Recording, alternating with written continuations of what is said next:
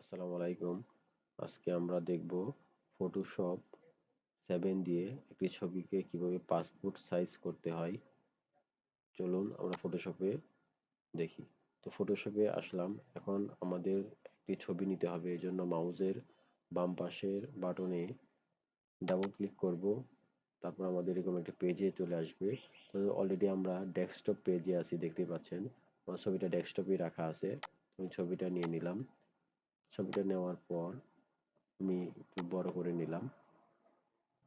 তো এখন ছবিটাকে এখন পাসপোর্ট সাইজ করতে হবে। এজন্য আমাদের এখানে ওয়াইডে 1.5 ইঞ্চি নিতে হবে। এজন্য এন্টার দিলে ইঞ্চি চলে আসবে।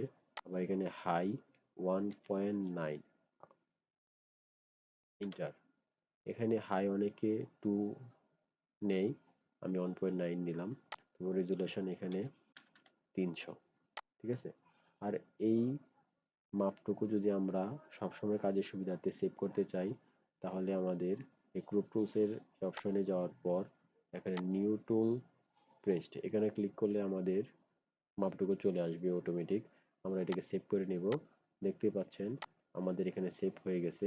তো আমরা যখন এই মাপটুকু থাকবে না, আমরা এখান থেকে নিয়ে নিতে পারবো। তো এটাকে আমরা মাউসের বাম পাশে বাটনে চাপ দিয়ে ধরে এরকম করে নিচ্ছি। তো এই যে আমাদের মাপটুকু নেওয়া হয়ে গেছে। তো এটাকে একটু বেশি করে নেব, যতটুকু নিলে সুন্দর দেখায় এতটুকু পরিমাণ আমরা নিচ্ছি। তো ছবির মাপটুকু নেওয়া হয়ে গেছে। এখন এন্টার দিলে ছবিটা হয়ে গেল। তো এখন এই ছবিটাকে আমরা জুম করব সে এবং ছবিটাকে আমরা ছোট করব, বড় ছোট করব। সেজন্য আমাদের কিবোর্ডের কন্ট্রোল এবং স্পেস দুটোকে একসাথে চাপ দিয়ে ধরলে এরকম মাউসের কার্সারটা এরকম হয়ে যাবে। তখন আমরা ক্লিক করলে জুম হবে এবং এটাকে আমরা ছোট করব।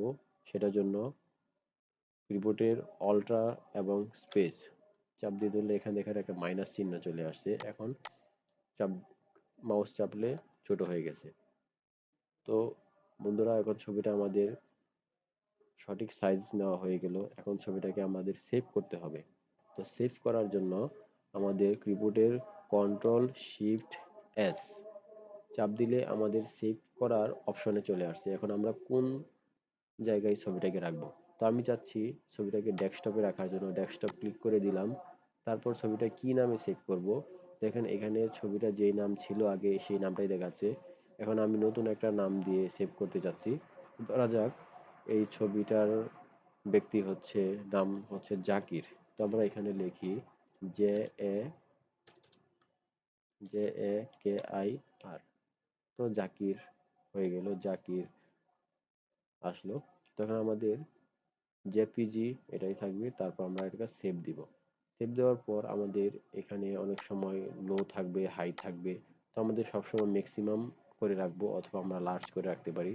তাতে আমাদের ছবির রেজুলেশন ভালো হবে এবং আমাদের ছবির কোয়ালিটি ভালো হবে এবং একটু এমবি বেশি হবে। তো তাতে আমাদের ছবির মান ভালো হয়। তো ওকে দিয়ে দিলাম। তো বন্ধুরা, এভাবে আমরা একটি ছবিকে ফটোশপের মাধ্যমে পাসপোর্ট সাইজ করতে পারি এবং এটাকে সেভ করতে পারি।